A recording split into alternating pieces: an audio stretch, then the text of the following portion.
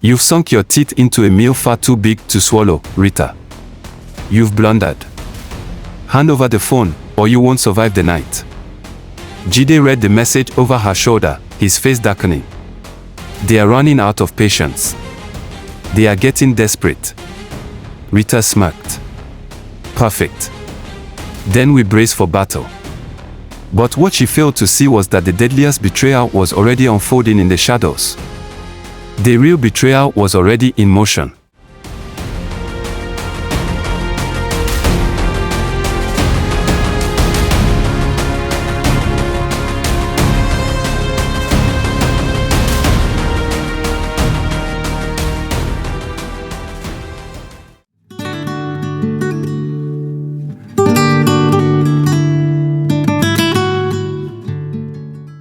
That night, her phone rang. It was Richard. Rita, I messed up. Richard's voice trembled with desperation. I lost everything. I have nowhere to go. Rita hesitated. She had always known her brother was reckless, but he was still her blood. Where are you? She asked. At the old family villa in Lekki, he said.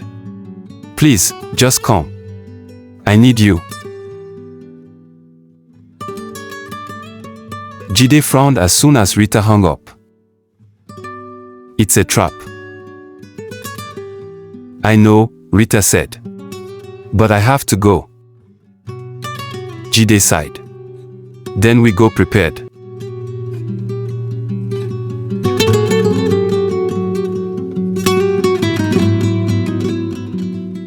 The family villa was eerily silent when Rita arrived. Shadows stretched across the vast hall, the air thick with tension. Jide stayed close behind her, his hand resting near his concealed weapon. Richard, she called. Footsteps echoed from the staircase. Then, gunshots. Jide reacted instantly, pushing Rita to the ground as bullets tore through the air. Armed men stormed the house, their leader stepping forward with a smug smirk. Emeka, the vulture.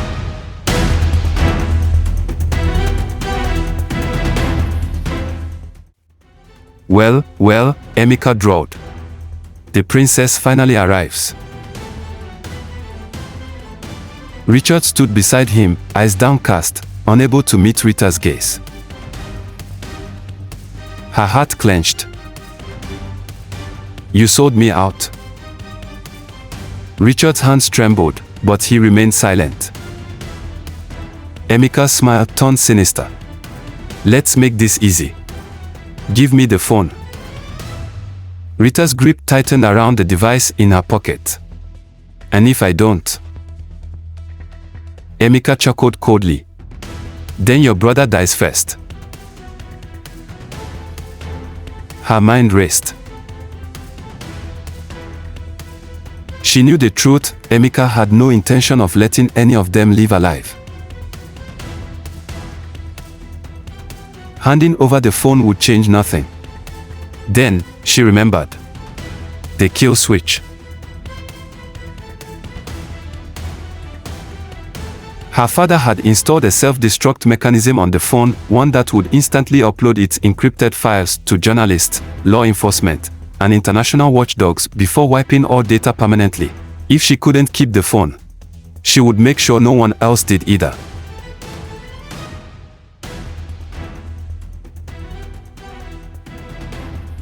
Rita met Jide's eyes.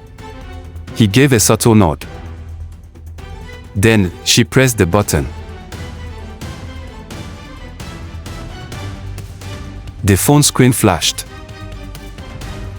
Files uploaded. Data wipe in progress. What did you do? Emeka roared.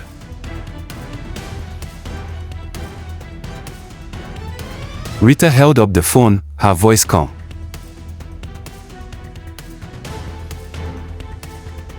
I just sent everything to the world.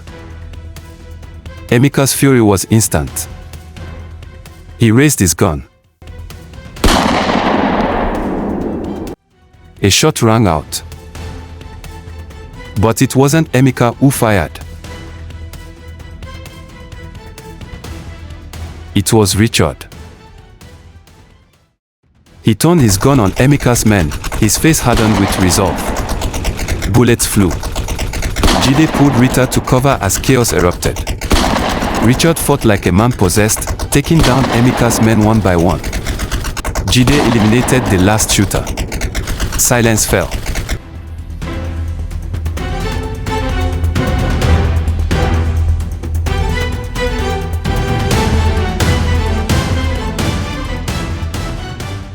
Emeka lay bleeding on the floor, gasping for breath.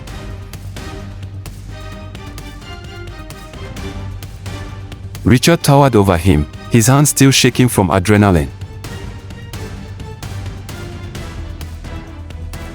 "You should have never touched my family," Richard whispered. Then, with finality, he pulled the trigger. It was over.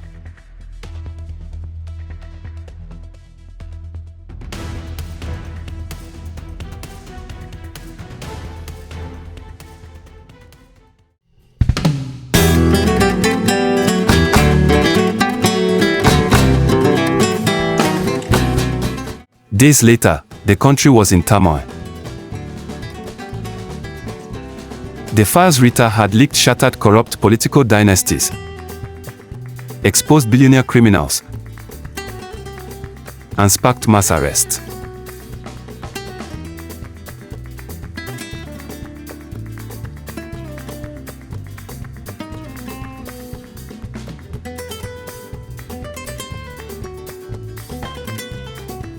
The name Chukwuebuka was no longer a secret empire. It was a revolution. Despite everything, Richard had redeemed himself. But the scars of betrayal remained, a wound that time could not fully heal.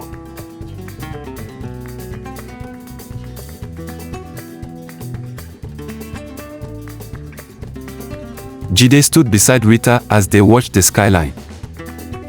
"So, what now?" Rita exhaled slowly. "My father built an empire on secrets and power." She turned to Jide, a fire in her eyes. "I built something different." Jide smirked. "You do realize you're still a billionaire, right?" Rita smiled. "Yes. But this time, I'm the one in control."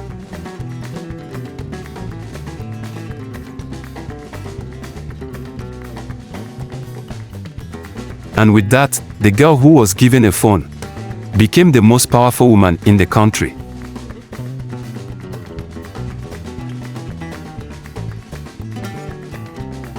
Richard's fortunes were also restored, this time, thanks to his sister.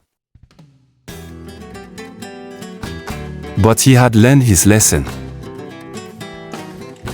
This time, Richard invested wisely.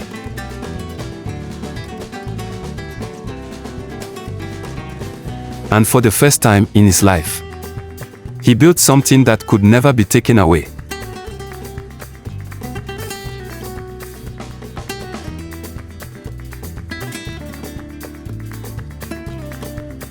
Lesson of the story. 1. True wealth is not just money, but wisdom. Chief Chukwuebuka left Rita something far greater than riches, knowledge, power, and a chance to shape her own destiny. Material wealth can be lost, but intelligence and resilience can rebuild an empire.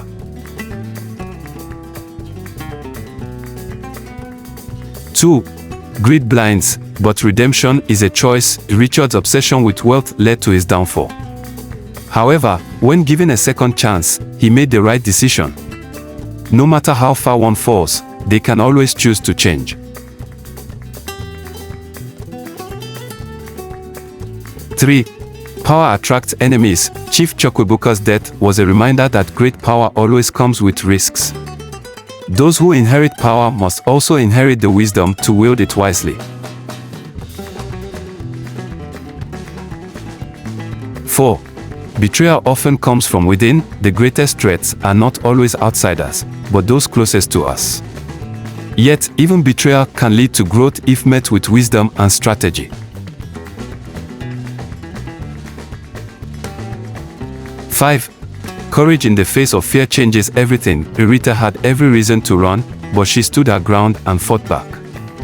Fear is natural, but what matters is how we respond to it. Finally, at its core, this story is about legacy, not just the wealth left behind, but the strength, intelligence, and courage to protect it. Thank you for watching. If you enjoyed this video, don't forget to like, comment, and subscribe to Afrogen-z for more exciting content that connects Africa's vibrant stories with the Gen Z vibe.